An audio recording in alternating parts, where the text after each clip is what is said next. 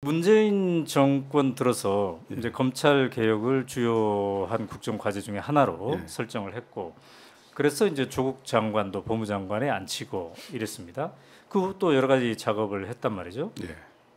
그런데 지금 되돌아보면은 대한민국 국민들이 거의 대부분 지금 검찰 공화국이 되어버렸다. 검찰이 세상을 좌지우지하고 있다.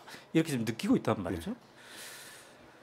문재인 정권에서 그토록 애써서 추진했던 검찰 개혁, 그건 왜 실제로 문화되지 않고 이렇게 검찰 공화국이라는 말이 나올 정도로 되어버린 걸까요? 저는 뭐 검찰 문재인 정부에서 검찰 개혁이 어떠냐, 실패했냐, 뭐 절반의 성공이냐 이런 논쟁을 해본 적이 있는데요. 네.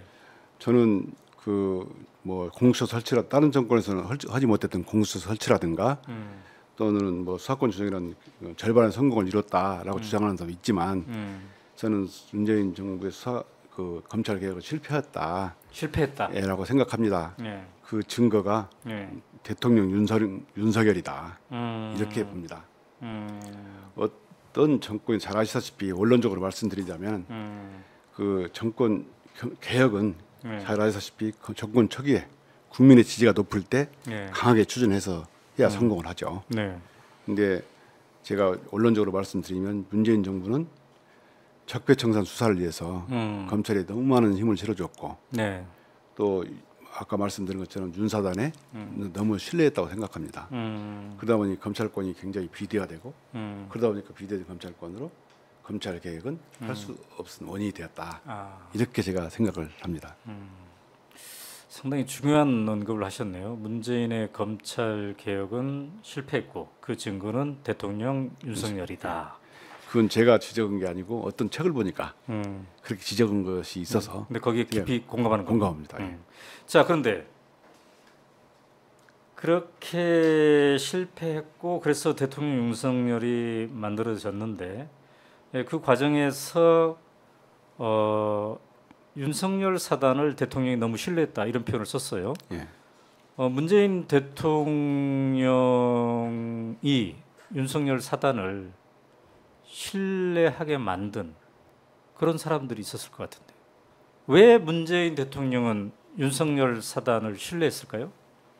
특히 조국 수사 과정에서 상당한 문제점, 이른바 토끼몰이 수사라든지 뭔가 의도적 수사가 분명하다라고 일반인도 느끼고 있을 정도였는데 왜 문재인 대통령은 그런 윤석열 사단을 제압하거나 통제할 수가 없었을까요? 글쎄요. 뭐 제 생각은 그렇습니다. 이게 정권 초기에 적폐청산 논의가 있었고 그 적폐청산에서 상당한 검찰이 그 성과를 냈지 않습니까? 그 성과에 취한 것이 아닌가. 저는 그렇게 봅니다. 성과에 취해서 검찰주의자들의 본질을 파악하지 못했다. 파악을 못했는지 파악을 안 했는지 모르겠지만 저는 성과에 취해서 그걸 못 본 것이 아닌가. 뭐 그러세요? 지금 생각해 보니 그렇습니까? 아니면은 당시에 법무부 검찰국장으로 있으면서 그런 판단했습니까? 그 당시는 제가 대검에 있었는데요. 대검에 있으면서 이런 검찰이 왜 이렇게 되는가 이렇게 고민을 해본 적은 없고 이 일에 치여가지고 하나하나 이렇게 보고하고 뭐 지휘하고 이런 데 치여가지고 그런 생각을 할 수는 없었고요. 제가 이제 검찰국장 지나고 이 수사 지나면서 한 5년 정도 지났을 때 되돌아본 결과 그때 이런 약간 성과 난 걸 보고 취했구나. 검찰도 사실은 너무 취했거든요. 대통령 둘을 구속하게 되고 뭐 대법원장까지 구속하면서 아주 뭐 그 위세가 하늘을 찌렀죠. 그렇습니다. 제가. 근데 법무부 검찰국장으로 갔을 때 이미 윤석열 사단에 포위되어 있었다고 했잖아요. 그때 당시에 문재인 정권 여권 핵심부에 이래서는 안 된다. 윤석열 사단을 조심해야 될 필요가 있겠다. 이런 사인을 주지는 않았나요? 그런 사인을 주는 사람들이 있었던 걸로 제가 기억합니다. 그러니까 직접 주지는 않았다 할지라도 그걸 그 직접 주지는 제가 못했고요. 저는 뭐 검찰국장에 불과하니까 네네네. 어떻고 그런 사인을 준 사람이 있었는데 네. 뭐 심각하게 받아들인 것은 아닌 걸로 제가. 그 위험성을 지적한 부류가 예, 예. 검찰 안팎에 있었다. 예, 그렇습니다. 아, 제가 검찰국장 가면서 가장 많이 들었던 말이 포획이랍니다. 포획. 포획. 예, 포획. 저도 포획됐다 이런 얘기를 많이 들었거든요. 저는 그 전까지는 포획이란 말을 별로 못 들었고. 저도 포획되었다라는 말을 누구한테 들었다는 얘기예요? 저도 제가 이런 말을 많이 들었습니다.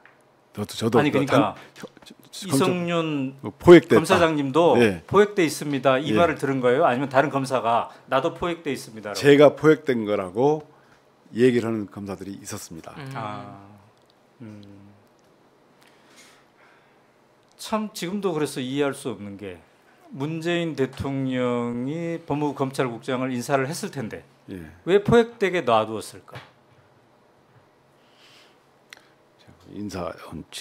인사하신 분이 뭐 속마음이야 모르겠지만 대통령 입장에서는 사회 구성원 또 공무원들 각자 이치에서 잘 하리라고 생각하고 네. 임명하지 않았을까 생각합니다.